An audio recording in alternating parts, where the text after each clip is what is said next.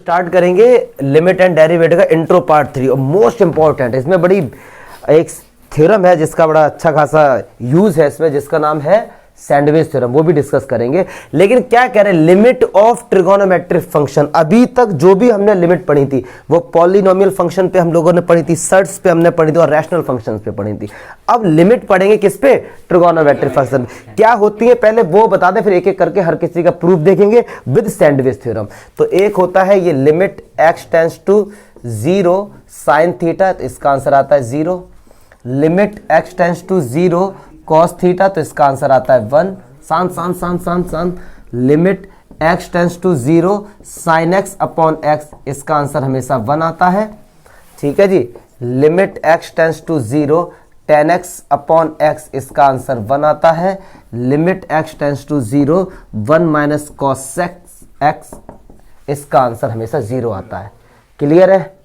ये इतनी तो है एनसीईआरटी में, बट हम लोग और भी पढ़ेंगे काफी, क्योंकि इंट्रो पार्ट काफी चीज एक्स्ट्रा पढ़ेंगे। ई की पावर एक्स वाली भी हम लोग पढ़ेंगे। और इसमें एक टेलर थ्योरम होती है जो उन्होंने साइन एक्स को रिप्रेजेंट करने का तरीका बताया था, वो भी करें। काफी कुछ हम लोग इसमें एक्स्ट्रा करेंगे, बस फिलहाल इतना का प्रूफ देखते हैं पहले। ठीक है, सैंडविच थ्योरम से इन तीनों के प्रूफ निकल के आए हैं। सैंडविच थ्योरम क्या होती है उसके बारे में हम लोग डिस्कस करेंगे, अभी प्रूफ भी करेंगे उसका क्या होती है वो भी डिस्कस करेंगे। तो सबसे पहले सैंडविच थ्योरम से पहले आपको ये पता होना चाहिए ये दो चीजें कहां से निकल कर आई। पहले तो याद रख लो, प्रूफ तो कोई स्कूल में पूछेगा नहीं, बट साइन थीटा, क्योंकि ऐसे साइन 0 0 होता है और कॉस 0 1 होता है, बट ये लिमिट है, यहाँ पे थीटा 0 नहीं हो सकता, 0 पे अप्रोच कर रहा है, टेंड्स टू 0। ठीक है, तो चलिए पहले इन दो का प्रूफ बताऊंगा, फिर उसके बाद इसका प्रूफ बताऊंगा सैंडविच थ्योरम से। तो चलिए जल्दी से देखते हैं पहले इन दोनों का प्रूफ। जल्दी से क्या करेंगे हम लोग, एक राइट एंगल ट्रायंगल बना लेंगे, क्योंकि जब कभी बात आती है ट्रिगोनोमेट्री की तो राइट एंगल ट्रायंगल की सिंपल सी हम लोग डिस्कस करते रहते हैं ना। मुझे नहीं लगता कि इसमें कोई भी डाउट होगा, पक्की बात है। ए बी सी और यहाँ कहीं थीटा एंगल ले लेते हैं हम लोग, क्योंकि जो थीटा होता है वो हमसे एक्यूट होता है। तो अगर मैं आपसे ये पूछता हूं साइन थीटा क्या होगा, तो साइन थीटा बराबर पी अपॉन एच, तो ए सी अपॉन बी सी। और कॉस थीटा अगर मैं आपसे पूछता हूं, आप बोलेंगे A B upon B C. Clear है? चलिए अब इसका कैसे प्रूफ है देखते हैं। एक बात बताओ, अगर मैं AC जो लेंथ है AC लेंथ को अगर मैं टेंस टू 0 की तरफ लेके जाऊं, या ऐसे कहता हूं कि जो थीटा है ना, थीटा जो एंगल है, अगर मैं इसे 0 पर अप्रोच कराता हूं, 0 पे, तो पक्की बात है 0 पे आने का मतलब ये लाइन नीचे नीचे आएगी, ये इस तरीके से, यस और नो। तो जैसे ही थीटा 0 पे अप्रोच होगा तो ये पक्की बात है कि AC भी 0 पे अप्रोच हो रही होगी। ये बात समझ आ रही है या फिर नहीं आ रही है? अगर थीटा 0 पे अप्रोच हो रहा है तो AC किस पे अप्रोच हो रही है? 0 पे। पक्की बात है। और एक और चीज हो रही है अप्रोच, क्या? एक और चीज हो रही है, जो BC है ना वो अप्रोच हो रही होगी BA पर, मतलब BA के बराबर होने वाली होगी। बात समझ आ रही है नहीं आ रही है?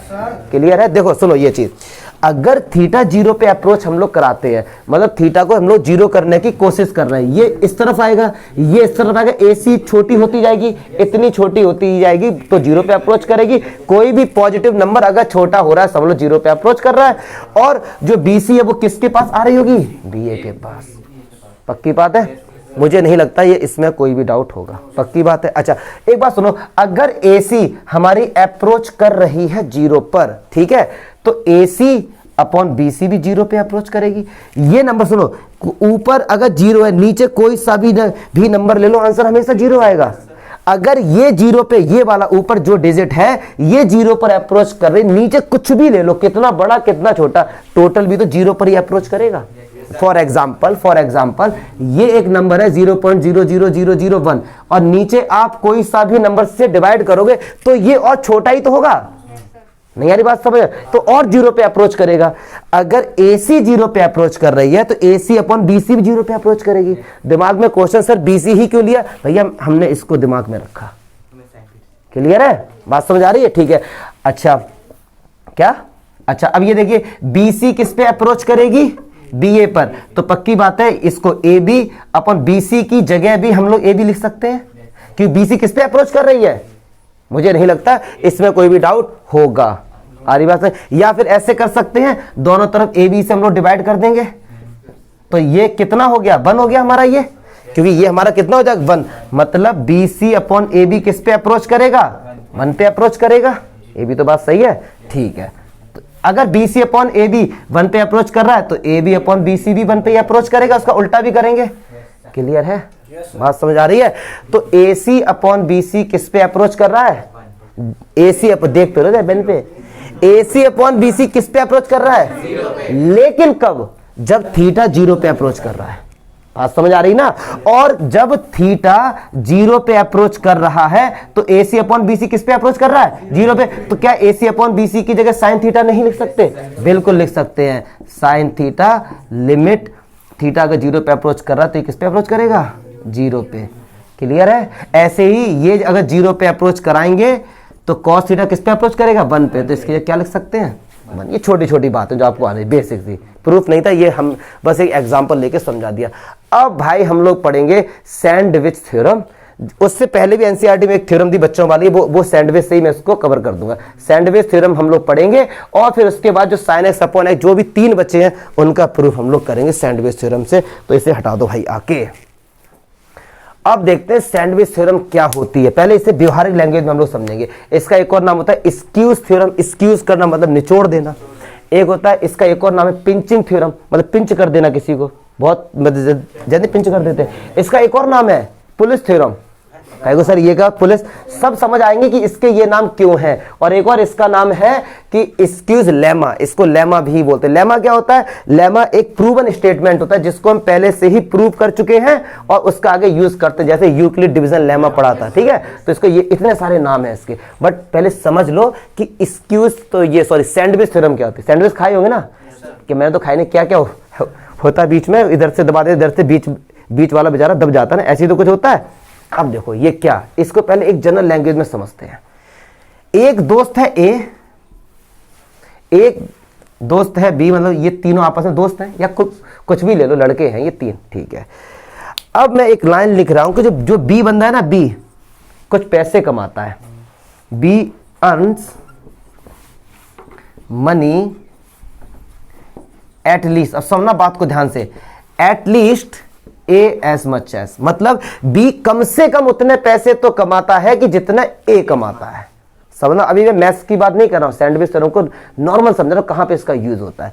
बी एक बंदा है, वो कम से कम, एटलीस्ट मैंने यूज किया है, कम से कम इतने रुपए कमाता है जितने ए तो कमाता ही है, मतलब ए जितने भी कमाता है उससे बी ज्यादा भी कमा सकता है। सही बात है। अच्छा जी, C earns at least B as much, मतलब सी कम से कम इतना पैसा कमाता है जितना बी कमाता है। बात समझ आ रही है? फिर से एक बार रिकॉल कराता हूं मेरे भाई।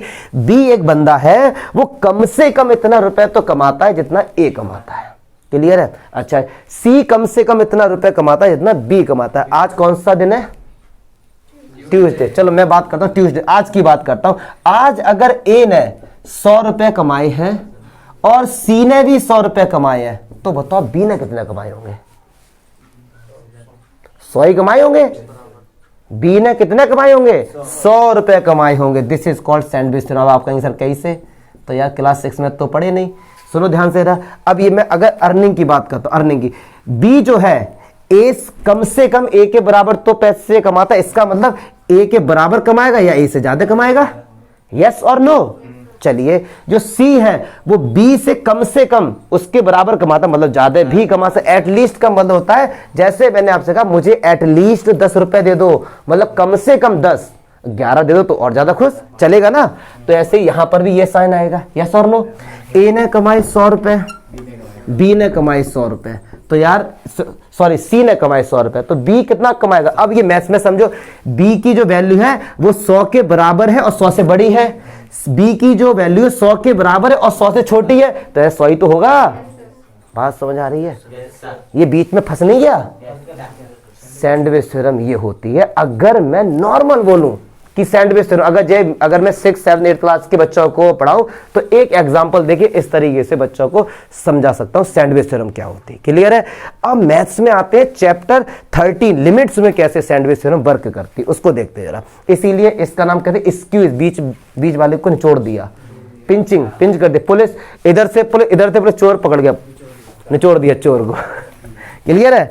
तो अब लेकिन अब सीरियस हो ना, अब यार इसी चीज को मैथ्स में कैसे समझते हैं तो देख। और इसमें एक बड़ा अच्छा फंडा है कि बड़े बच्चे कंफ्यूज होते हैं कि जो एनसीईआरटी में भी प्रूफ दिया है कि साइन ये वाला है, एंड में आ गया साइन ये वाला ऑटोमेटिक, ये कह दे साइन आ गया, लेके चले थे लेस देन मोर देन वाला, अब जैसे ही आंसर आया उन्होंने इक्वल टू वाला लगा दिया। कैसे लगा दिया इसको समझेंगे, जो सारे बच्चों का डाउट होता है, तो बहुत डीप में हम पढ़ेंगे। तो सैंडविच थ्योरम कहती क्या है पहले ये समझ लो यार, सैंडविच थ्योरम क्या कहती है।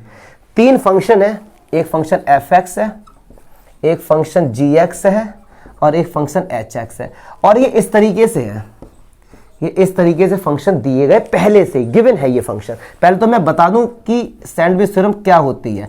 मतलब एक फंक्शन fx gx hx इस तरीके से है कि जो gx फंक्शन है वो fx के या तो बराबर है या फिर बड़ा है, ठीक है जी। hx फंक्शन है या तो वो gx के बराबर है या gx से बड़ा है, ठीक है। ऐसे केस में फिर मैंने क्या किया, कोई सा भी एक नंबर, सपोज वो नंबर a है, limit x tends to fx लिया और भैया इसको सॉल्व किया, कुछ ना कुछ तो आंसर आएगा। सपोज मैंने कहा l आंसर आ गया, क्लियर है। फिर जो सबसे एंड में था इसी नंबर पे मैंने उसको सॉल्व किया, और अगर उसका भी आंसर l आ गया, हर केस में ऐसा नहीं होगा, अगर l आ गया मतलब जो पहला वाला है और लास्ट वाला है एक ही नंबर पे लिमिट चेक करेंगे, और अगर एक ही आंसर आ गया तभी सैंडविच थ्योरम अप्लाई होगी। ऐसा नहीं है इसका आंसर l आ गया इसका m आ गया तो सैंडविच थ्योरम अप्लाई नहीं होगी, पहली बात तो। और अप्लाई कैसे होगी, अगर इन दोनों का आंसर l आ गया तो सैंडविच थ्योरम कहती है कि limit x tends to a gx का आंसर भी l होगा। और बहुत यूजफुल, अभी मैं इसका आपको ना एप्लीकेशन बताऊंगा कहां का इसका यूज होता है, कितने टफ क्वेश्चन इसके बहुत सिंपल हो जाते हैं। बात समझ आ रही है, पक्की बात है। तो ये क्या कहना चाह रहे हैं देखते हैं, ये है। अब इसको मैं डायग्राम से कैसे समझाऊं आपको, देखो इस तरीके से वो ये कहना चाह रहे हैं, जैसा आपके एनसीईआरटी में भी दिया गया है, एक फंक्शन है, ये समझते चलना, मैं कोशिश करूंगा डायग्राम अच्छा बन जाए, और एक फंक्शन है ये, ठीक है जी, और एक फंक्शन है ये। जैसा आप फंक्शन को देख के पता लग रहा है कि ये वाला फंक्शन हमेशा इन दोनों से बड़ा रहेगा, और ये जो ब्लैक वाला ये फंक्शन हमेशा छोटा रहेगा इनसे, और ये वाला इनके बीच में आ रहा है। और बीच में इक्वल टू का साइन क्यों है, क्योंकि ये बीच में तो मिल रही है एक जगह, मिल रही है एक जगह। बात समझ आ रही है। तो सबसे बड़ा फंक्शन कौन सा, hx, तो ये hx फंक्शन ले लिया हमने, और बीच वाला हमने gx फंक्शन ले लिया, और ये हम आप देखेंगे एनसीईआरटी में भी इसी तरीके से बताया गया, ठीक है। और ये कोई एक पॉइंट है a, क्लियर है, ये एक पॉइंट है। इस केस में ये फंक्शन जो है, ये वाला फंक्शन हमेशा बड़ा रहेगा। आपको ये मतलब इस तरीके से ये फंक्शन होगा कि कुछ भी वैल्यू पुट करो, इसका जो ग्राफ बनेगा या इसकी जो वैल्यू आएंगी इनसे बड़ी आएंगी, इन वाले से बड़ी आएंगी, ठीक है। तो ये एक बीच में पॉइंट कॉमन ए है। तो अगर ए पॉइंट पर अगर आपने लिमिट रखी दोनों में, तो अगर जो सबसे छोटा है और जो सबसे बड़ा है, अगर उसकी लिमिट एक नंबर पे अप्रोच कर रही है तो इसका भी आंसर उसी नंबर पे अप्रोच करेगा। This is sandwich theorem.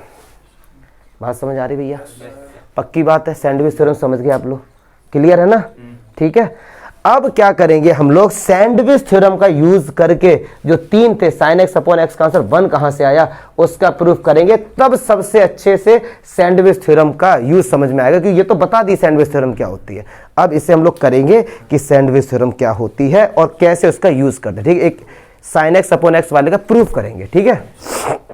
लिख लो इसको।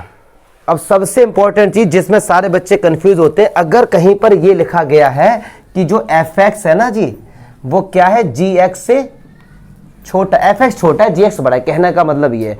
फिर कहते हैं कोई सा भी एक नंबर लिया अगर आपने, अगर ये लिखा है limit x tends to a fx, और इधर भी लगाया limit x tends to a gx, तो ये वाला साइन तो रहेगा, ये और लग जाता है। जैसे ही आपने लिमिट वर्ड यूज किया, ये वाला साइन भैया लग गया। आर डी शर्मा पे एनसीईआरटी में हर तरह, लेकिन बताया नहीं क्यों। तो आज वो देखो सस्पेंस दूर करते हैं आपका, ये क्यों लग जाता है। अब देखो जरा, इससे ग्राफ के थ्रू समझते बड़ा मजा आएगा समझने में। gx फंक्शन बड़ा है, पक्की बात है, और ये इक्वल नहीं है, मतलब जी एक्स फंक्शन हमेशा बड़ा रहेगा और ये कभी आपस में इंटरसेक्ट नहीं करेंगे, इसका मतलब यही तो है। तो चलिए मैं जी एक्स फंक्शन कुछ इस तरीके से लेता हूँ, ठीक है जी। चलो, और जो एफ एक्स फंक्शन है वो इससे छोटा, तो मैं इस तरीके से लेता हूँ, इस तरीके से। लिमिट लगाए, मैंने मिलाया तो नहीं है लेकिन बहुत करीब तो जा सकता है ना, यस और नो, पक्की बात है। चलिए, और यहाँ कहीं मैंने ये नंबर दे दिया, सपोज ये 4, ये 3, ये 2, और यहाँ पर एक ये नंबर दे दिया मैंने a। अब समझना बात को ध्यान से, क्यों लिमिट लगाते ही इक्वल आ जाता है। ये फंक्शन हमारा जी एक्स है मेरे भाई, और ये फंक्शन हमारा एफ एक्स है। क्लियर है। अगर एक बात सुनो, जैसे अगर मैं ये लिखता हूं limit x tends to A F X, अब इसका मीनिंग समझो जरा क्या है। एफ एक्स फंक्शन ये रहा, जैसे ही x की वैल्यू a पर अप्रोच कर रही, a पर, तो ये a किस पे अप्रोच कर रहा है, 4 के पास। देखो देखो यहां से गया यहां पे, किसके पास अप्रोच कर रहा है, क्योंकि 4 यही तो है। बात समझो ना, जैसे ही आपने x की वैल्यू a पुट की, फिर जैसे a के पास जा रहे हो, मतलब इस तरफ जा रहे हो, तो ये देखो फंक्शन किस तरफ अप्रोच कर रहा है, फंक्शन देखो इस तरफ अप्रोच कर, किसके अप्रोच कर रहा है, 4 की तरफ। तो क्या इसका आंसर 4 नहीं हो सकता है? कि ये देखो लिमिट के जो आंसर आते हैं वो करेक्ट नहीं होते, अप्रोक्सीमेट होते हैं। ये करेक्ट 4 नहीं है, 4 पे अप्रोच कर रहा है। इट मे बी 3.999 या 4.0001। चमका। ऐसे ही limit x tends to a g x, g x का हमारे पास ये रहा, जैसे ही ये a पर अप्रोच कर रहा है, जी एक्स फंक्शन में देखो किस पे अप्रोच कर रहा है, 4 पर। यस और नो? इस ग्राफ से समझ रहे हैं ना, बात समझो। और ये दोनों मिले नहीं है, मतलब लिमिट का कंसेप्ट वो है कि ये मिले नहीं है लेकिन बहुत पास है। क्लियर है ना। तो जैसे दोनों फंक्शन a पर अप्रोच कर रहे हैं, तो इनकी लिमिट किस पे अप्रोच कर रही है, 4 पे। तो क्या ये बराबर नहीं हो गए? और ये बराबर हो गए, लेकिन ये फंक्शन हमेशा बड़ा रहेगा, इसकी लिमिट हमेशा देखो ज्यादा रहेगी।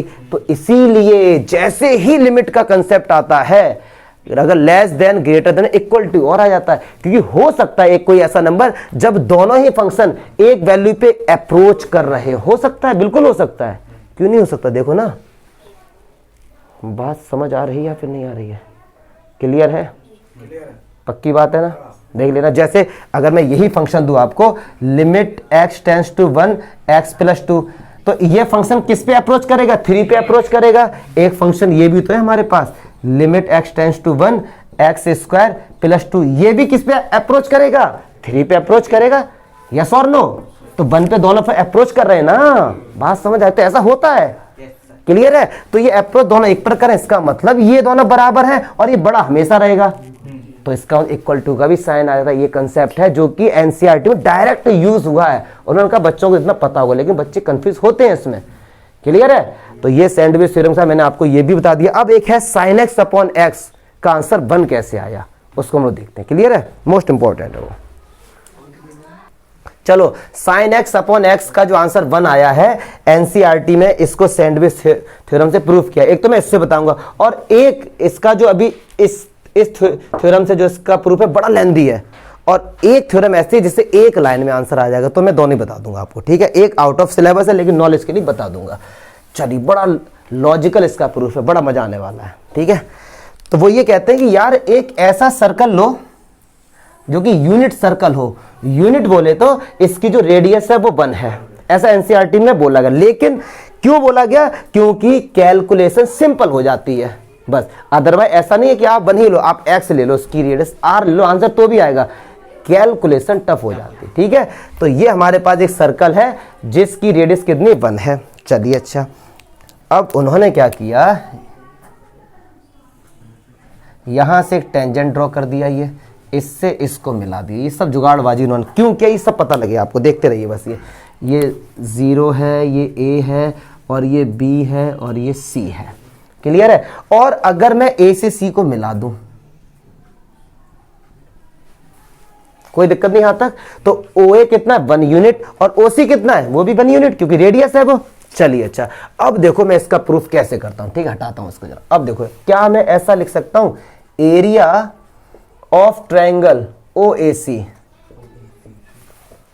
ठीक है, area of sector OAC, sector लगाए मतलब OAC ये वाला, ट्रायंगल बोला तो OAC ये हो गया, सेक्टर बोला तो OAC ये वाला। क्लियर है, ठीक है। और एरिया ऑफ ट्राइंगल OAB। देखो इन तीनों को ध्यान से देखो, ध्यान से देखो कि area of triangle OAC, area of sector OAC और एरिया ऑफ ट्रायंगल OAB देख लिया। तो क्या अगर मैं बीच में ये वाला साइन लगा दूं तो क्या मैंने कुछ गुनाह कर दिया? देखो जरा ध्यान से देखो, ये चीज पक्की बात है, क्योंकि OAC का जो एरिया वो इससे बड़ा होगा, AOB तो इतना सारा है और ये तो केवल इतना है, तो इससे बड़ा होगा। तो क्या ये बीच में नहीं फंस गया? लग रही सैंडविच थ्योरम। और देखो लॉजिक, यहाँ पे इक्वल टू का साइन नहीं है, लेकिन बुक में जैसे ही लिमिट लगाई उन्होंने इक्वल टू का लगा दिया। तो अब आपको पता लग जाएगा कि लिमिट लगाते ही कैसे इक्वल टू का चमका। ठीक है, चलिए। अच्छा, एरिया ऑफ ट्रायंगल OAC, तो छोटी क्लासेस में हमने पढ़ा है कि किसी भी ट्रायंगल का अगर एरिया पूछा गया है और उसके बारे में पता नहीं है तो एक एल्टीट्यूड ड्रॉ कर दो और 1/2 बेस इंटू हाइट लगा दो। क्लियर है? तो मैं ऐसा करता हूं, इस C पॉइंट से एक एल्टीट्यूड ड्रॉ कर देता हूं, इसका नाम मैंने D दे दिया और ये एंगल मान लो X, रेडियन में ले लिया मैंने। रेडियन में ले लो, डिग्री में ले लो। रेडियन में इसलिए लिया क्योंकि पूरे 11th क्लास में रेडियन का, ठीक है, डिग्री का 10 तक पढ़ते आए हैं, तो ये मैंने 90 डिग्री कर दिया। तो क्या area of triangle OAC 1/2 base into height नहीं हो गया? पक्की बात है, ठीक है। Area of sector θ/360 πr²। लेकिन अब सुनो, यहां पे जरा फॉर्मूला होता है θ/360 πr²। ऐसा हमने पढ़ा था क्लास 10th में, और क्लास 10th में एंगल सारे डिग्री में होते थे, लेकिन हमने किस में लिया? रेडियन में। तो देखो कैसे लेंगे, θ/360 को क्या बोलते हैं? 2π, ठीक है ना, और πr²। पाई और r कितना बनी तो है 1 का स्क्वायर, क्योंकि रेडियस तो 1 यूनिट हमने ली है, ऐसा आपको बताना पड़ेगा। ठीक है, एरिया ऑफ OAB, तो यार पढ़े लिखे आदमी अगर ये टेंजेंट है, क्लास 9 में पढ़ा था, ये एंगल 90 होगा, तो 1/2 बेस इंटू हाइट, तो 1/2 बेस इंटू हाइट। चमका। 1/2 इसमें भी है, 1/2 इसमें भी है, 1/2 इसमें गायब। देखो यार काट सकते ना, हमने चैप्टर 6 पढ़ा तो है लीनियर इनइक्वालिटीज में कि ऐसे हम लोग हटा सकते, पॉजिटिव नंबर को हटा सकते हैं। और OA क्या रेडियस है वो भी 1 होगी, तो इधर केवल CD बचा। क्या क्या है? 1/2 बेस इंटू हाइट, यही तो है CD। तुम्हें DVD लग रही क्या है? सही है ना, ठीक है। अब सुनो, एक पाई से ये पाई हमारा चला गया, 1/, क्या बचा? X ही तो बचा केवल, पक्की बात है, ठीक है। 1/, अब इधर क्या बचा? AB। बात समझ आ रही मेरे भाई की नहीं आ रही है? पक्की बात है। अब हमारे पास टारगेट क्या है? कैसे भी जुगाड़बाजी करके CD निकालने और AB निकालना है, यही तो है ना। चलो इसे इक्वेशन बंद हो। अब देखो CD गौर से देखो, CD ये रही भैया, क्लियर है? तो अब सुनो, ट्रायंगल अगर मैं बात करता हूं OCD में ध्यान से देखो, साइन थीटा x बराबर क्या होगा? P/S CD। अगर मैं इसकी बात करता हूं, इस वाले ट्रायंगल OCD में देखो, साइन थीटा मतलब साइन x देखो P/H, H कितना? OC। तो OC तो बनी है, OC तो बन है, तो क्या CD की जगह साइन x लिख सकते हैं? बात समझ आ रही है? चलिए अब AB ये रही, तो एक ट्रायंगल लेंगे OAB, पक्की बात है। तो OAB 90 के सामने वाली ये हाइपोटेन्यूज और एंगल के सामने वाला ये, तो हम यहाँ पे क्या लिखेंगे? यहाँ पे 10x, x के सामने वाला P और ये B, तो 10x इक्वल्स टू AB/OA। क्यों यार? ये राइट एंगल ट्रायंगल है ना, 90 के सामने वाला हाइपोटेन्यूज, ये बेस और ये परपेंडिकुलर। तो क्या मैं OA तो बन ही है कि OA रेडियस है, तो क्या AB की जगह 10x लिख सकता हूं? हमने CD भी निकाल लिया और हमने 10x भी निकाल लिया, AB की जगह लिख सकते हैं। अरे भाई बात समझ आ रही है? तो ये सारी वैल्यू, बात नहीं देखते चलो यार, फिर ये सारी वैल्यू यहां पुट करें। CD की जगह साइन x, ये तो x है ही, और ये 10x। अब सुनो, हमें लाना क्या था, जरा दिमाग में वो भी लेके चलते हैं। साइन x/x, यही तो लाना है। इसका आंसर क्या आएगा? एक बात सुनो, ये x है, अगर मैं साइन x से डिवाइड कर दूं तो क्या ये x साइन x नहीं हो जाएगा?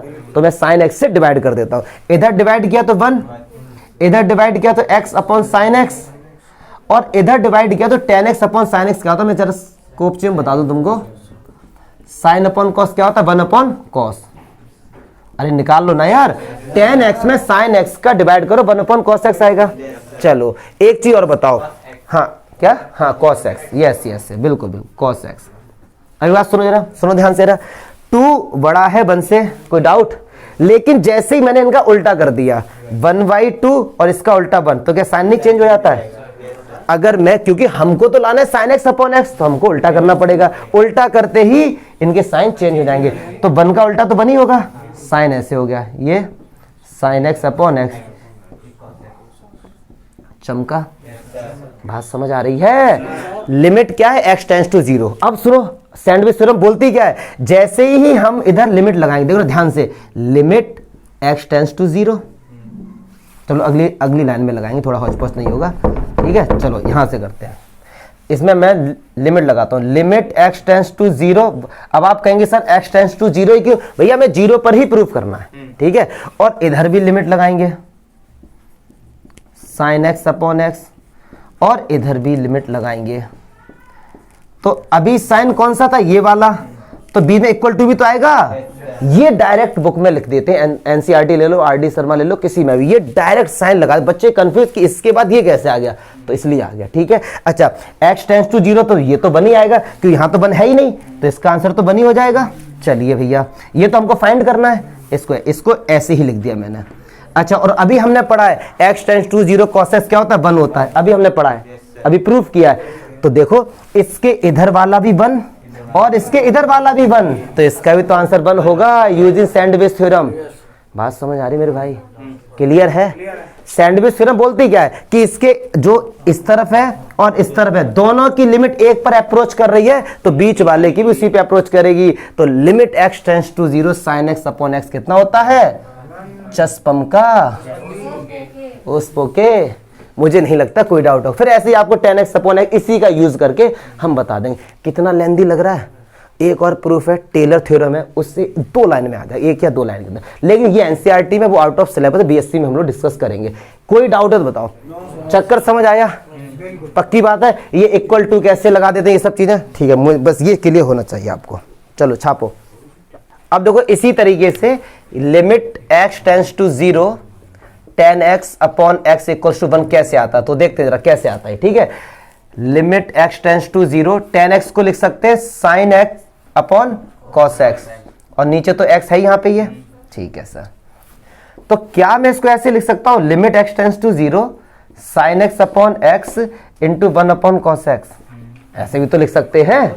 पक्की बात है ना? और जब दो, ये भी एक फंक्शन है, ये भी एक फंक्शन है, जब 2 फंक्शन का मल्टीप्लाई होता है तो लिमिट भी अलग अलग लगा दी जाती है। ये एल्जेब्रिक प्रॉपर्टी है इसकी। तो limit x tends to 0 sin x upon x और limit x tends to 0 1 upon cos x, ये तो 1 हो गया, अभी प्रूफ किया है। और 1 limit x tends to 0 1 upon cos x, तो x की जगह क्या पुट करेंगे? 0 cos 0 कितना होता है? 1 होता है, तो 1 अपॉन 1 1, तो आ गया 1। इस तरीके से एक है हमारे पास limit x tends to 0 1 minus cos x upon x equals to 1, sorry 0 0 0 होता है यहाँ पे। क्या होता है यहाँ पे? 0। अब देखो कैसे करेंगे इसका प्रूफ, तो देखते जरा। Limit x tends to 0 1 minus cos x का एक फॉर्मूला होता है 1 minus 2 sin square x/2 upon x। Clear है? चैप्टर 3 नहीं पढ़ा तो बेकार है। फिर माइनस ने अंदर एंट्री मारी धांसू, तो ये प्लस। पक्की बात है? ये माइनस से 1 से ये +1, तो क्या ये पूरा हटा सकता हूं? अच्छा ये सुनो, ये 2 है, क्या ये 2 इसके नीचे नहीं आ सकता? एक ही तो बात है, बाद में जाएगा तो ऊपर ही। चलो, तो limit x tends to 0 sin square x/2 को क्या ऐसे लिख सकता हूं? sin x/2 upon x/2 into sin x/2। Clear है? और एक चीज, sin x अपॉन x 1 होता है, तो इसका मतलब limit x tends to 0 sin x square plus 2 upon x square plus 2 भी बनी होगा। एंगल सेम होने चाहिए, एंगल शुड बी सेम। ऐसा नहीं कि x है तो नीचे x है तो यहाँ पे x ही मिलेगा, हमको x/2 मिल गया, यहाँ भी x/2, तो ये भी 1 हो गया। बात समझ आ रही है ना? ये नहीं है कि sin x अपॉन x हमेशा x ही मिले, आपको sin x square upon x square मिल सकता है। क्लियर? सेम होने चाहिए, एंगल शुड बी सेम। तो चलिए, लिमिट x टेंड्स टू, ये कितना हो गया? 1, और इसके साथ भी लिमिट लगेगी, x की जगह रखो 0, ये तो 1 ही हो गया। Limit x tends to 0 sin x/2, तो x की जगह 0 रखोगे तो sin 0 हो जाएगा। sin 0 कितना होता है? चमका। तो इस तरीके से अब ये इतना बड़ा झमेला जो किया था टेलर थ्योरम से एक लाइन में कैसे आएगा अब देखते हैं। इसको हटाओ जल्दी से। एक नंबर होता है ई जिसकी वैल्यू 2.718284 इस तरीके ई नंबर होता है। ये इसको हाँ ये इर्रेशनल नंबर होता है। क्या होता है ये इर्रेशनल नंबर होता है। इसको सॉल्व करते जाओगे इसका आंसर नहीं आएगा कभी भी। और ये कहां से आता है 1 + 1/n की पावर n। आप यहाँ पे n की वैल्यू कुछ भी रखते जाएंगे तो ये इसका जो आंसर है 2.71 के पास अप्रोच करता जाएगा। ठीक है तो थोड़ा सा पढ़ लेते हैं। ई को बोलते हैं यूलर कांस्टेंट भी बोलते हैं। और ई की जो एक इक्वेशन दी थी 1/0 1/1 1/2 ये सब टेलर ने इनके बारे में बताया था। ऐसे ही इन्होंने ये सब बीएससी का कंसेप्ट है, प्रूफ वगैरह है, यूपी बोर्ड में भी है, था पहले, अब तो एनसीईआरटी लग गई इसमें। तो ऐसे ही टेलर ने साइन एक्स को बताया था x - x³ plus x5/5 minus x7/7। इस तरीके से इन्होंने साइन एक्स को रिप्रेजेंट करने का तरीका बताया था। ठीक है ये आउट ऑफ सिलेबस है, बस हल्का सा बता देते हैं। अब यहाँ पे हमको कायदे में तो यही फाइंड करना है ना, ये तो फाइंड करना है। इसके नीचे x होगा और यहाँ पे limit x tends to 0। Clear है। पूरे से देखो x कॉमन आ रहा है, आ रहा नहीं आ रहा है, अंदर बचा 1 - x² 3 x⁵5 dot dot dot नीचे कितना x कैंसिल हो गया। रख दो भैया x की जगह 0, ये सब 0 हो जाएंगे, बनी तो बचेगा। ठीक है अब ये मत पूछना सर ये सब कहां से है, मैंने बता दिया टेलर थ्योरम कि कभी आगे जाके पढ़ो तो थोड़े से फैमिलियर बने रहो। क्लियर है मेरे भाई। तो ट्रिगोनोमेट्रिक फंक्शन की जितनी भी लिमिट थी करनी, ये इंट्रो पार्ट 3 है। कोशिश करूंगा इंट्रो पार्ट 4 में लॉगरिथमिक और एक्सपोनेंशियल फंक्शन जो e की पावर x क्या होता है, log x क्या होता है, उनकी लिमिट के बारे में डिस्कस कर लेंगे इंट्रो पार्ट। बट वो पूरा intro part out of syllabus रहेगा, नॉलेज के लिए पढ़ेंगे, क्योंकि इसी बुक में एनसीईआरटी में सप्लीमेंट्री में वो सब दिए गए। ठीक है कर लेंगे, चलो भागो।